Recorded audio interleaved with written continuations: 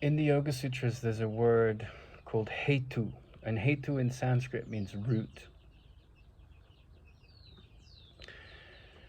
And hetu here is related to habits, right? And so there's all kinds of habits that are going on in the mind. Like, so I'm left-handed, that would be a hetu habit. It's a root habit.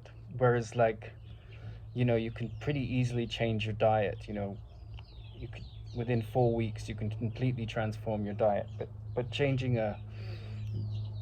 what is your predominant hand, you may not be motivated to do that, and it may not be so easy. But if there's a toxic habit like alcoholism, or an addiction to drugs, or an addiction to overprotecting your children, or an addiction or obsession to needing to cling to the belief that without certain people in your life, you're trapped.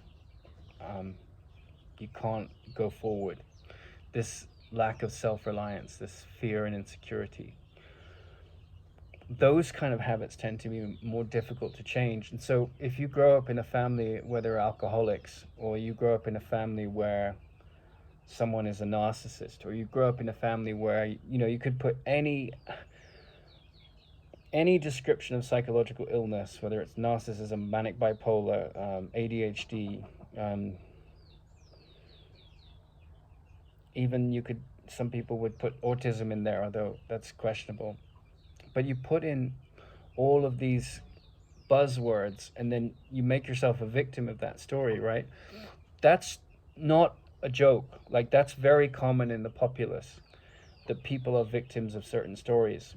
And that, as a hetu habit, is really interesting to look at, because you can spend a whole lifetime as a victim of the story you were born into.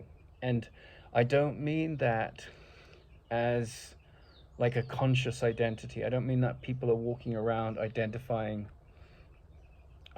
themselves as this victim. They are, but they're not even aware that they're doing it, right? And so, like, self-reflection, insight, intelligence says all of these things that are habitual, right? That's what they are. They are habits. And the essence of yoga, which means union, is that you can unify with a deeper wisdom. You can connect, and you can drop the habits. But yoga is essentially, first of all, seeing the habits. Like, yoga is like, what is the first step of yoga? To see that there is suffering. And the second step of yoga is to come up with remedies to undo that suffering. And at its essence, any form of intelligent change requires looking at the habit maker in the mind, and usually identifying the habits that are most difficult to change, right? And we don't even know their habits because they're so second nature to us. And so obviously many habits are useful, like, if you have to go to the bathroom, don't just sit there and poop in your pants. Go to the bathroom, right? That's a healthy habit, and we train our children in that way. But the deeper kind of training is, and this is often the case with people who are suffering psychologically, is that they come from a family which has been very, very challenging. Or it's been very, very supportive and overly supportive, right? And so they are like, they don't know, like, in some ways, if you've had a difficult childhood or difficult stories with your parents and so forth, that can be the worst story ever afterwards, right? Or it can be the great key that opens the door to change, right? So remember, the ego will create a victim out of anything. It will create a victim out of any story if it can. And the real nuts and bolts of change is looking at the hetu habits, right? And often, if you're in pain, you will reach for a drink, or you'll smoke something, and you'll feel temporary happiness, and then you'll need that buzz again, and you get trapped in that cycle. Or even with Alcoholics Anonymous, often you see that the drug of choice goes from alcohol to, like, this kind of needy set of relationships where you're identifying as an alcoholic.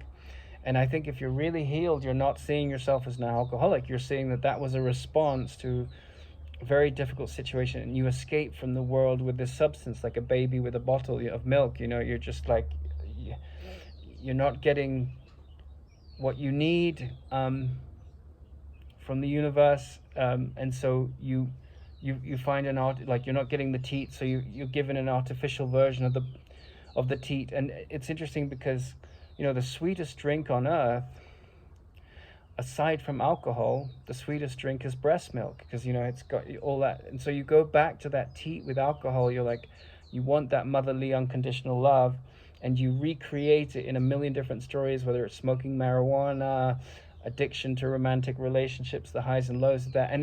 And with the highs and lows, you replicate the highs and lows of your family background, the pleasure and pain stories.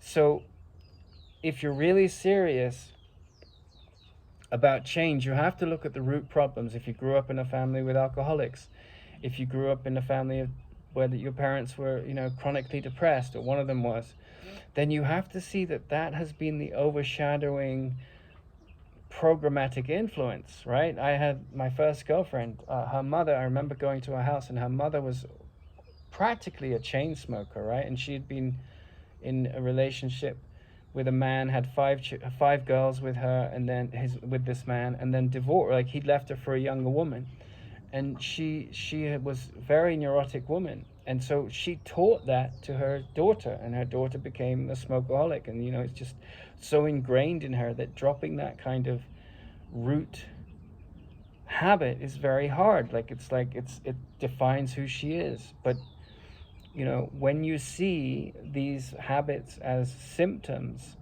of a deeper problem of escapism, of neurosis, then you have to look at the neurosis. Then you have to look at the escape mechanism. And that tends to be very hard. It tends to be really difficult, right?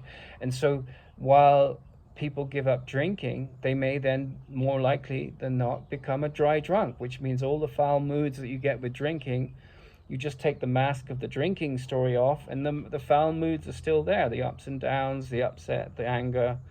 So just because someone stops drinking, yes, they've dealt with a hetu issue, like, because if you're an alcoholic, that's a really root problem, right? But then under that, there's another layer.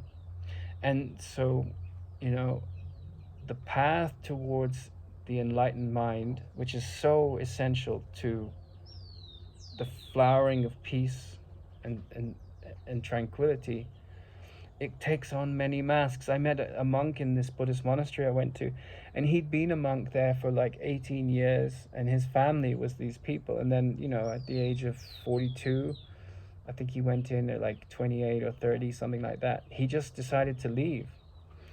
And I thought he was the most evolved of all the people I met at the monastery, because, I mean, there were some pretty, very peaceful, empowered people there, and it's no easy ride to be in a place like that. It's like a pressure cooker, right? Because you're very ordained in this very strict life, and for some people that works. It wouldn't work for me, because, I mean, I love the idea of a monastery, but the monastery that I'm suited best to is the monastery of a very simple life in the world. What I'm trying to say is that for many of those people in the monastery, it was kind of an escape from the world. It was a crutch, you know? And there were exceptions, but he had taken all he needed from that experience and said, I don't want to be trapped in this story trying to please all these spiritual egos. And so he outgrew it.